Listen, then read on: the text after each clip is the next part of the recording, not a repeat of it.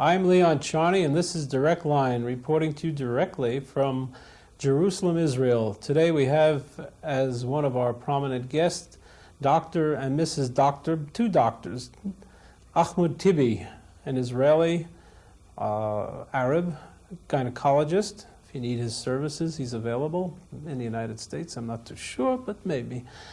And his wife, who happens to be a dentist. Ahmad Tibi is a graduate of Hebrew University with honors, and he's a very well-known gynecologist in the state of Israel. The only difference is that he's an Arab, and as such, we're going to attempt to inform you as to what his civil rights are, how he lives as an Arab, what his feelings are, and he tells you right off the bat that he backs Arafat, and he thinks that Arafat is basically the leader for the Palestinians. So we'll talk to him. We'll be back in a minute after a commercial.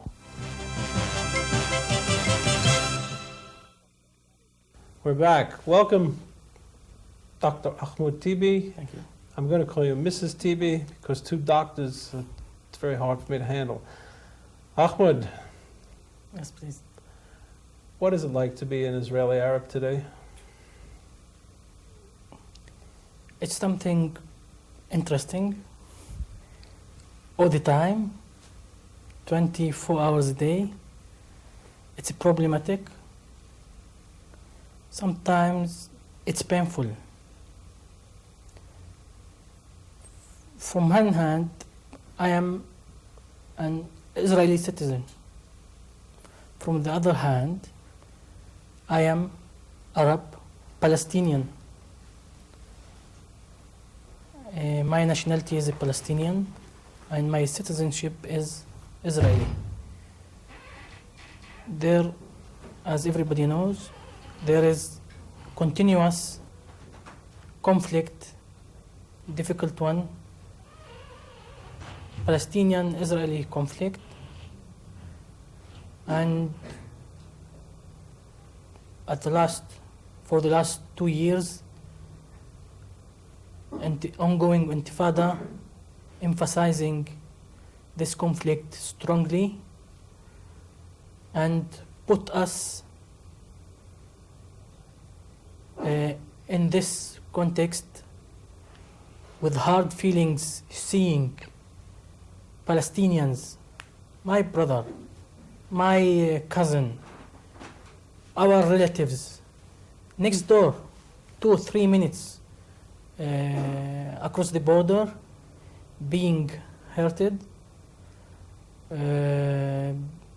being shot, having their houses demolished, being expelled, being put in jail, administrative detentions by thousands, and from the other side, day-to-day life inside Israel as a citizen of this state, facing the, let's say, imbalance of dealing with us as an Israeli, as an Arab, from the official authorities, from the average residents of this state.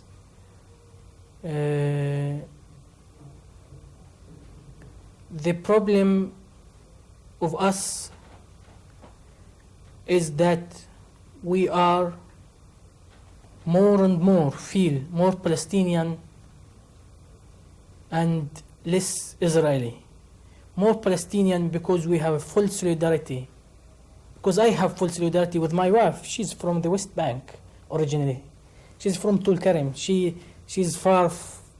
Tulkarem is far from Taibi, where I had born, 2 or 3 minutes, and the border, the green line border, is 3 or 4 kilometers far from Taibi and near to Tulkarem, where my wife had born. She has solidarity with her mother. I have solidarity with her brothers and sisters, We all are family. We all are one family. And people, Israeli officials, are every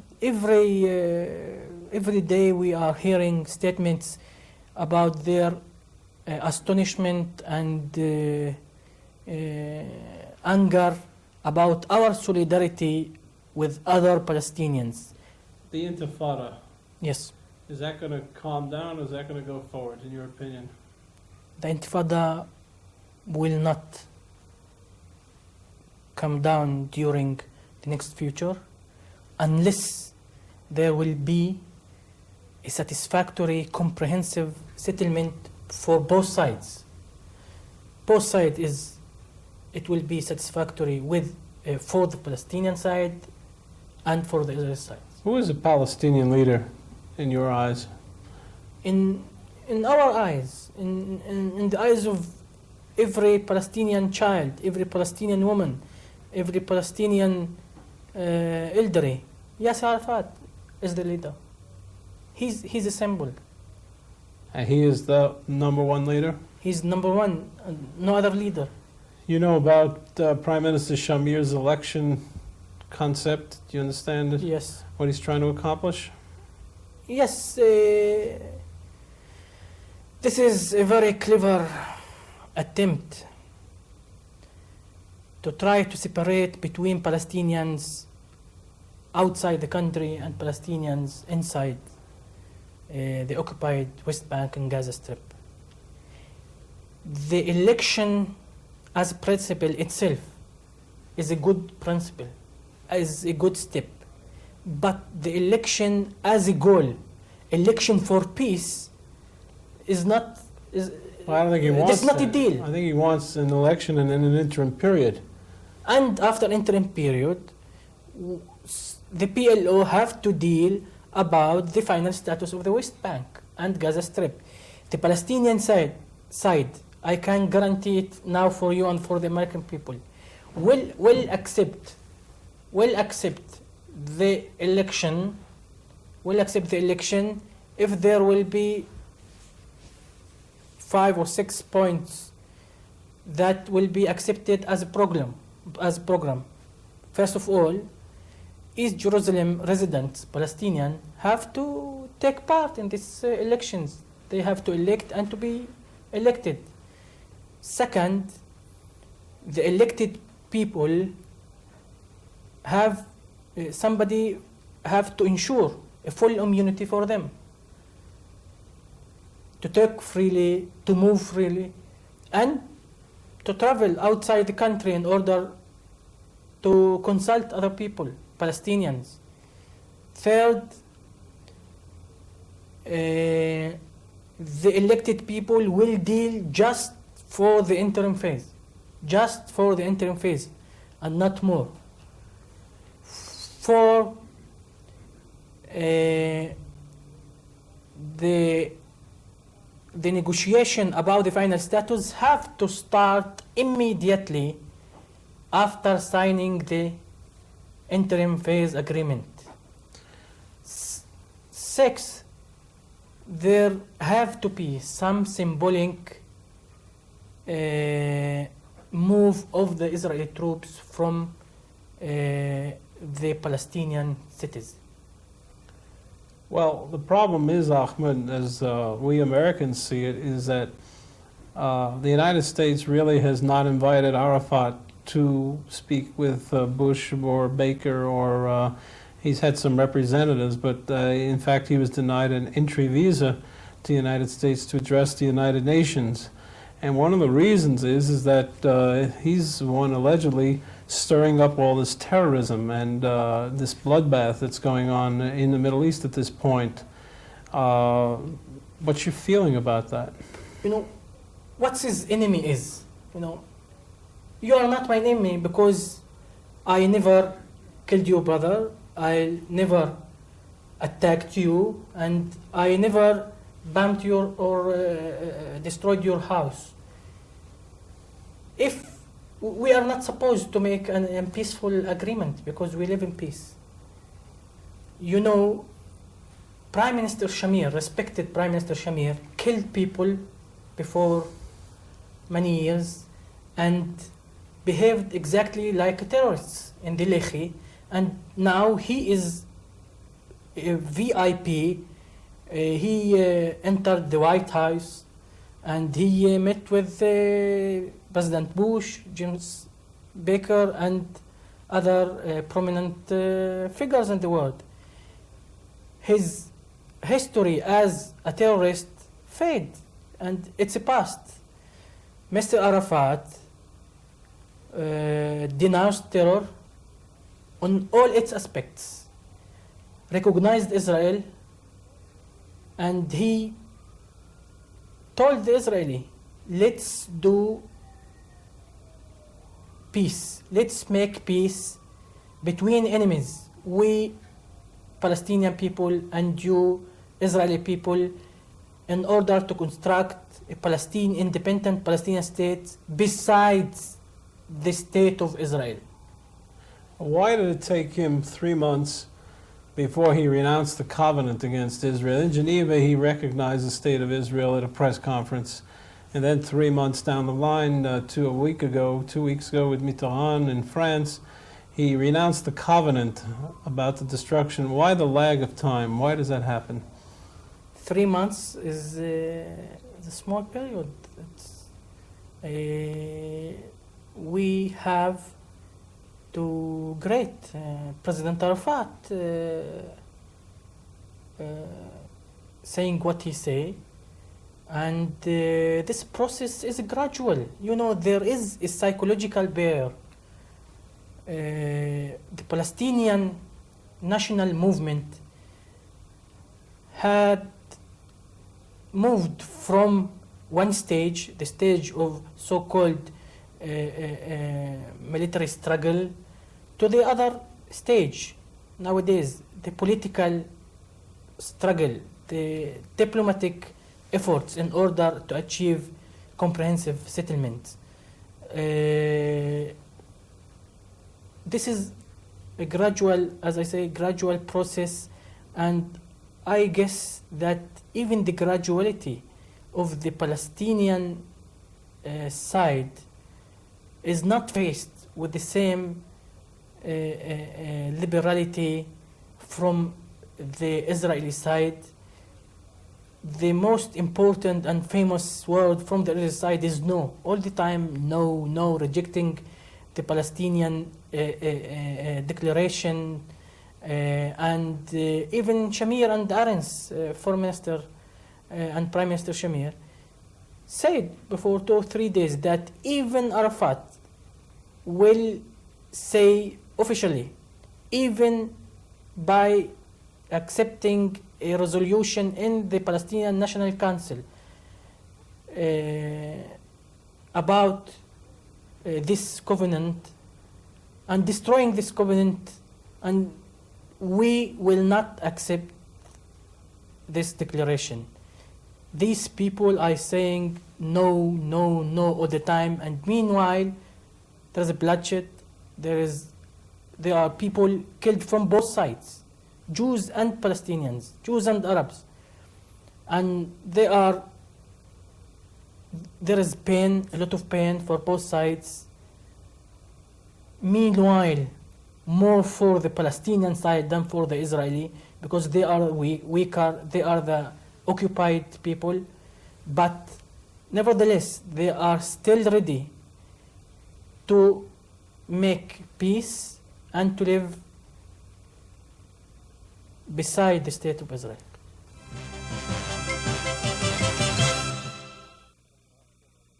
Dr. Tibi, I'm sorry I'm calling you Ahmad all the time, but I hope you forgive me. In your practice, do you treat both Jewish and Arab people? Yes. And recently, from the Intifada go on, Jewish people are not coming for the east part of Jerusalem. You know, Jerusalem is separated again, not by wars, but sentimentally, psychologically, de facto. So you have less Jewish. What is it like for you to live in? You live in Jerusalem? Yes. And you have a weekend home outside in the West Bank? Yes. What is it like day to day to live? Do you find any prejudice against you? From The Israeli, Israeli side. Jewish Israeli? I live in East Jerusalem, but I live also day-to-day life in West Jerusalem, in Tel Aviv. You know, Arab can feel that he is really accepted as an Arab when he is inside the Israeli society. They look at you different. They suspect you as they suspect you all the time. Even your good intentions are explained at a different manner, and your day-to-day civil rights are not as the Jew. There is, let's say, there is a discrimination in a few laws in the state of Israel concerning the Arab citizens. Let's say the famous was of them. It's not a law, but it's a normative way of the interim ministry to deal with the Arab local councils about the budgets for these councils comparing with the budgets for Jewish councils. There is a gap of 300-400% between two equal villages. Let's say a Jew one and an Israeli and an Arab one. We are talking about Israeli Jew and Israeli Arab citizen. Dr. Tibi, you're how many generations Israeli or Palestinian? All my generation were Palestinian, and we are in this country, father, grandfather, my grandfather. About 5 generations. 7th generation. Do you feel comfortable today? Today is a very somber day in Israel. It's the day of remembrance for those who have been killed in fighting wars. Is there a complex feeling within you about such a day, being an Israeli and an Arab? Yes, there is. In fact, there is. And in this day, in this specific day, I do understand the pain and the feelings of the Israeli mothers, of the Israeli parents, of the Israeli people. But you know, I also have pain. I also have feelings. Palestinians and Palestinian mothers also have feelings. They share the same feelings of pain, of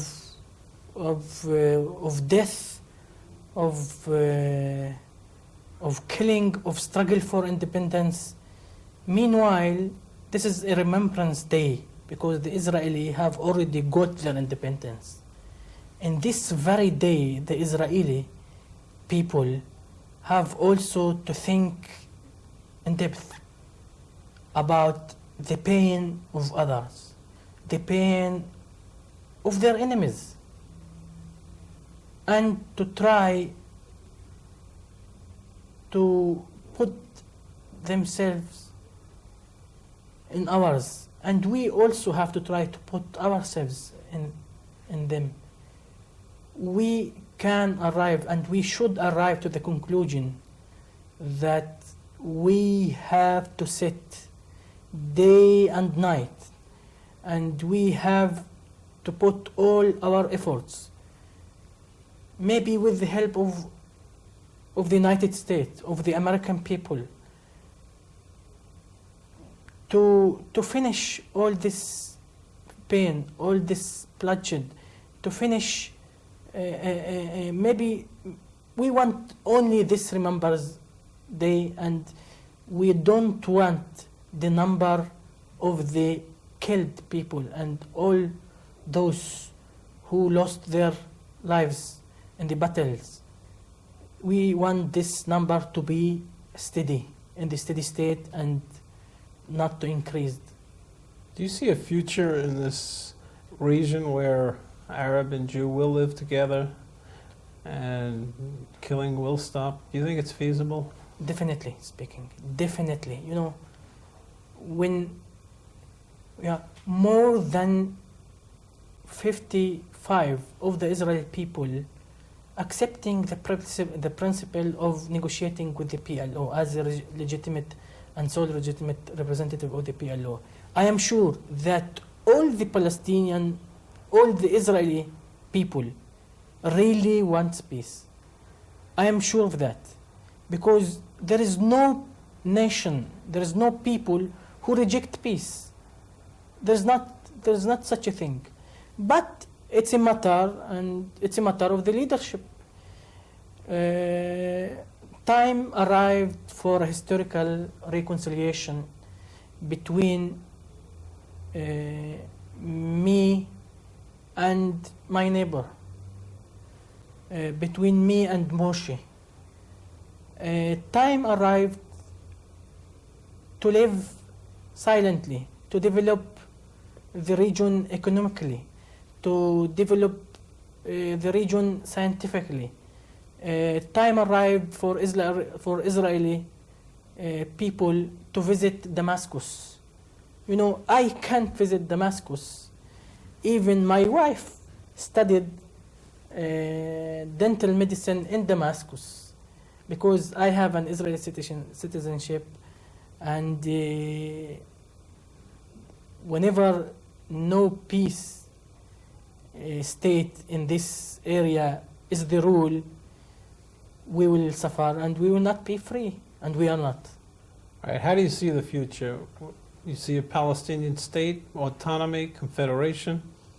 No peaceful settlement will be achieved unless the Palestinian people will have their independence. And the compromise is an independent state, small independent state in the West Bank and Gaza Strip beside the independent state, the already independent state of Israel. Palestinians have already dropped their dreams about Great Palestine, talking about Jaffa and Tel Aviv. They don't want Jaffa and Tel Aviv? They have dropped it totally. Mr. President Arafat have already declared it for more than once. All the Palestinian leadership have already declared about it. The legitimate, official PLO representative. And the Israeli side also have to drop their dream about Great Israel and Eretz Israel, Hagdulah, Great Eretz Israel. There's even an amazing dream of arriving Iraq, of arriving the Nile in Egypt. You know, these dreams can only be destructive for both sides. The compromise is an independent Palestinian state beside an Israeli independent state. You seem to be very optimistic that this can be achieved. How long do you think it would take to achieve your dream? I think that the next 8 or 10 years is crucial, and it will be achieved during Before these you years. get gray hair. I am sure that before I get gray hair. During this period of 8 years, what do you think will happen in the country? I am anticipating escalation in the situation during this year. More killings? More killings, yes. And but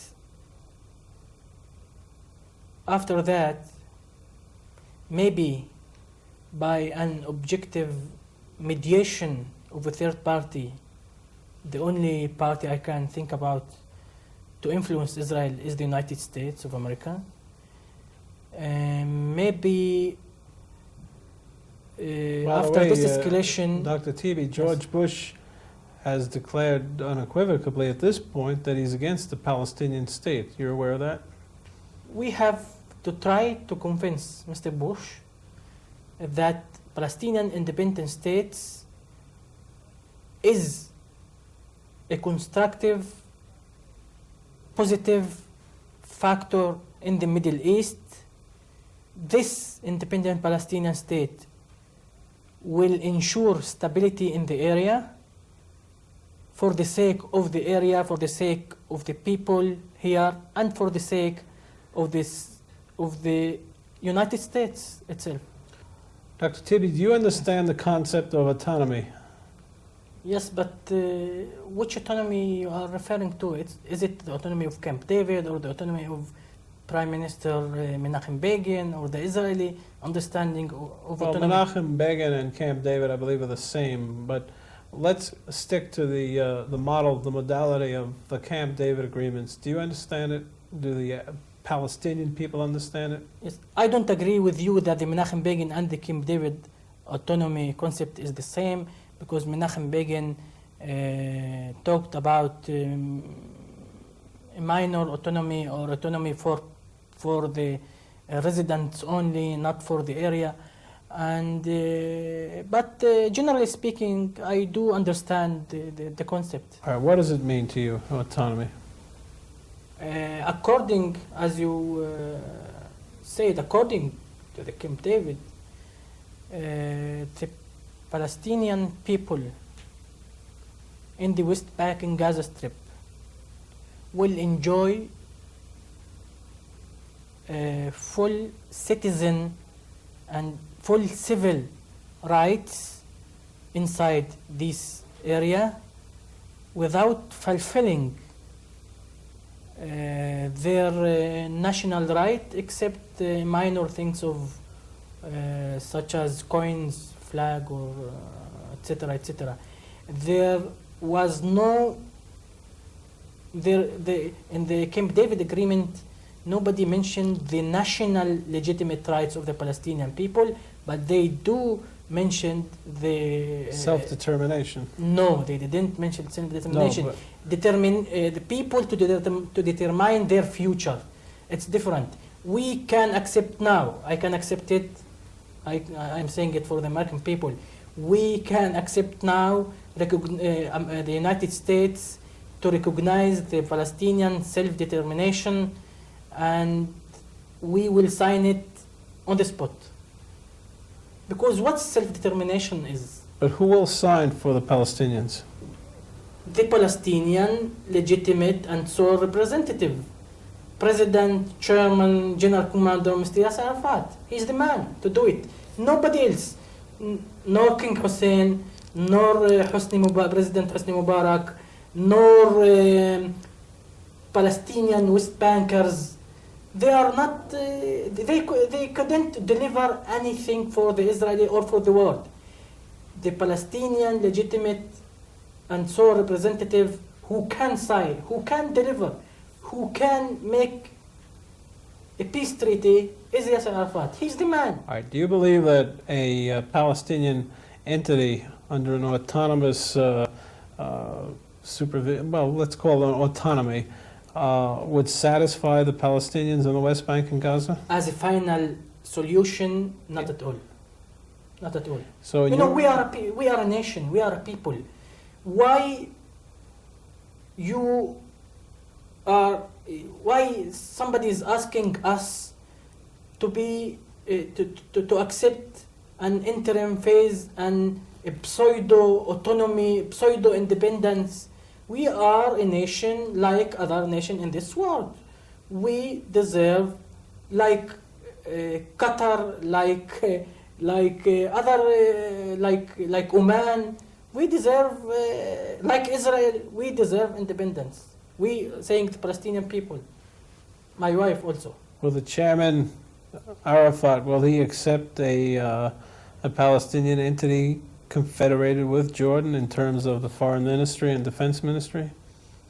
With foreign ministry and defense ministry. Right. Confederated with Jordan. as an independent state confederated with Jordan, we can consider and think about this possibility. I guess that the chairman will deal positively with this idea. What happens to Jerusalem?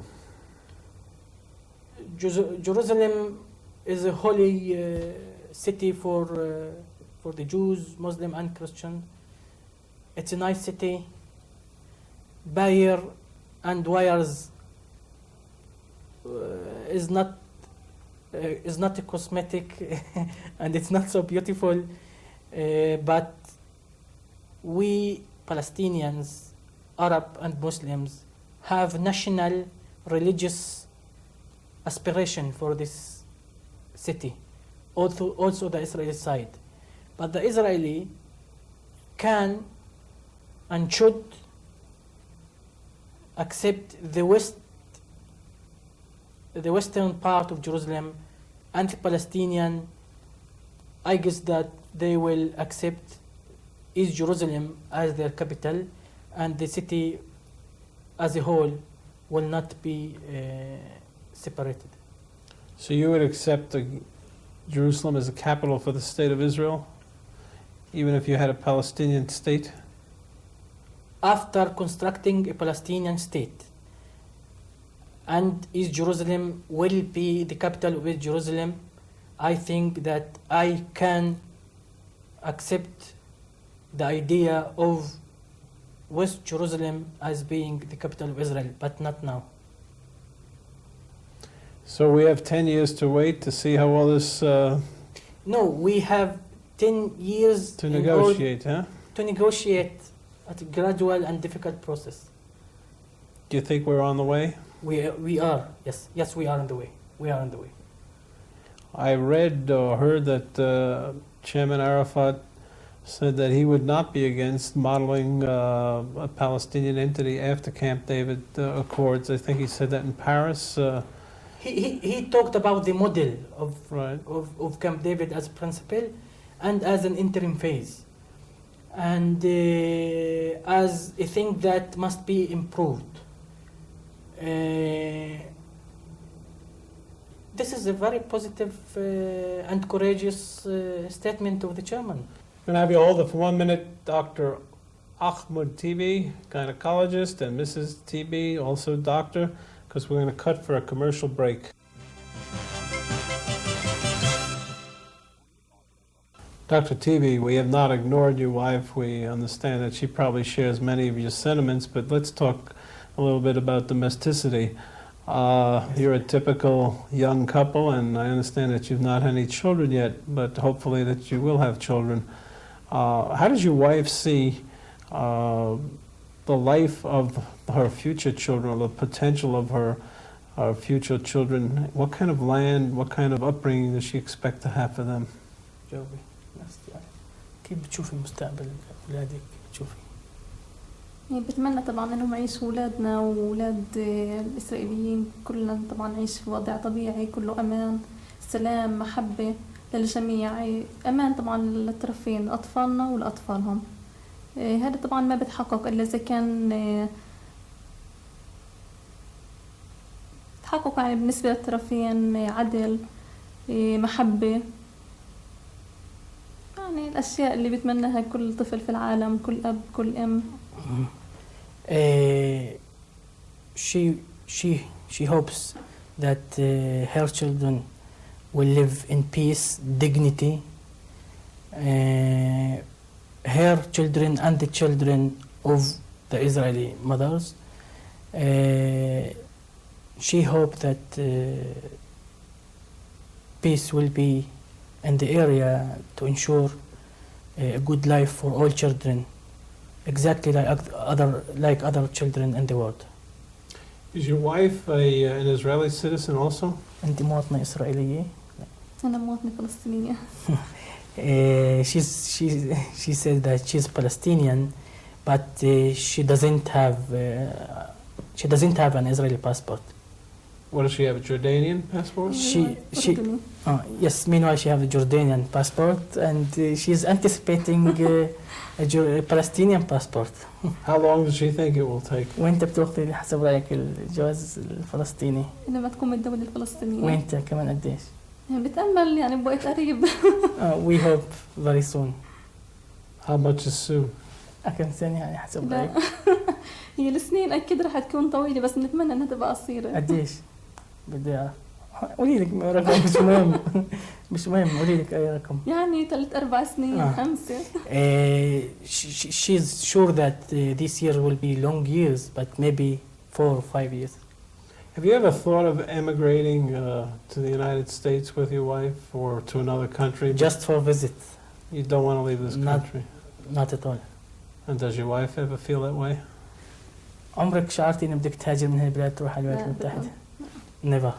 There you have it, a typical Israeli Arab family, no different than a young couple in America, looking to put their, so to speak, their act together, trying to bear children, living in peace, wanting their children to live in peace, and not wanting to mourn the death of their children for a war that seems at sometimes useless, baseless, and ongoing for no purpose whatsoever. It's hard for people to believe what transpires in the Middle East unless you viscerally come here, see it, and speak to the people. We'll be back in 2 minutes.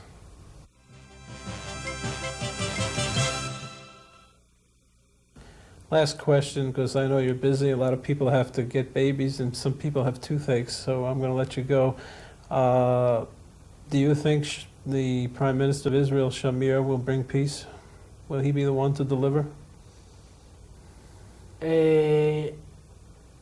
I think that Mr. Shamir is making mistakes one by the another for the sake of his people and for the sake of ours. During next 3 or 4 years, I am not seeing Mr. Shamir changing from one side to another, but maybe he will sign an interim phase agreement that will start the process and the final status will be agreed upon by other person. So you think he'll begin the process and someone else will carry it through? He will be obliged to begin the process.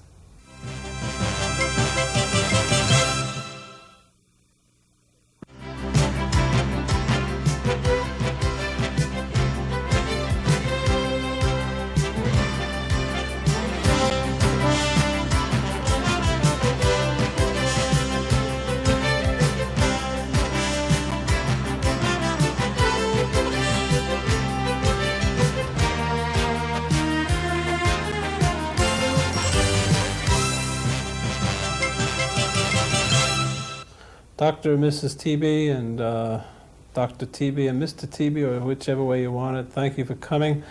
I hope that your prophecy is a truism in 10 years. We'll be back to visit you before that, but let's hope the progress will be in motion, as we say in America. Thank you and welcome. Thank you.